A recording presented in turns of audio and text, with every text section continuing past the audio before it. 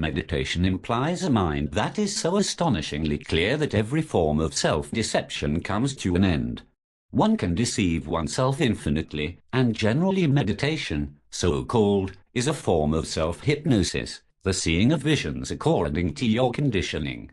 It is so simple. If you are a Christian, you will see your Christ. If you are a Hindu, you will see your Krishna, or whichever of the innumerable gods you have. But meditation is none of these things. It is the absolute stillness of the mind, the absolute quietness of the brain. The foundation for meditation has to be laid in daily life, in how one behaves, in what one thinks. One cannot be violent and meditate. That has no meaning. If there is, psychologically, any kind of fear, then obviously meditation is an escape.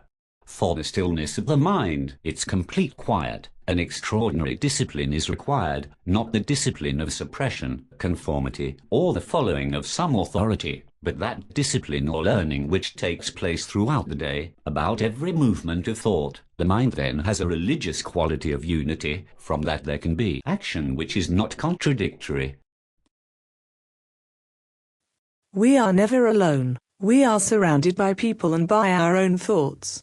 Even when the people are distant, we see things through the screen of our thoughts. There is no moment, or it is very rare, when thought is not. We do not know what it is to be alone, to be free of all association, of all continuity, of all word and image. We are lonely, but we do not know what it is to be alone. The ache of loneliness fills our hearts, and the mind covers it with fear. Loneliness, that deep isolation, is the dark shadow of our life. We do everything we can to run away from it. We plunge down every avenue of escape we know, but it pursues us and we are never without it. Isolation is the way of our life. We rarely fuse with another, for in ourselves we are broken, torn and unhealed. In ourselves we are not whole complete, and the fusion with another is possible only when there is integration within. We are afraid of solitude, for it opens the door to our insufficiency, the poverty of our own being. But it is solitude that heals the deepening wound of loneliness. To walk alone, unimpeded by thought, by the trail of our desires, is to go beyond the reaches of the mind.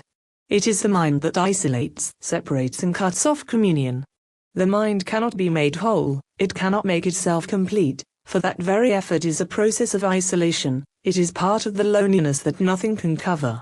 The mind is the product of the many, and what is put together can never be alone. Aloneness is not the result of thought. Only when thought is utterly still is there the flight of the alone to the alone.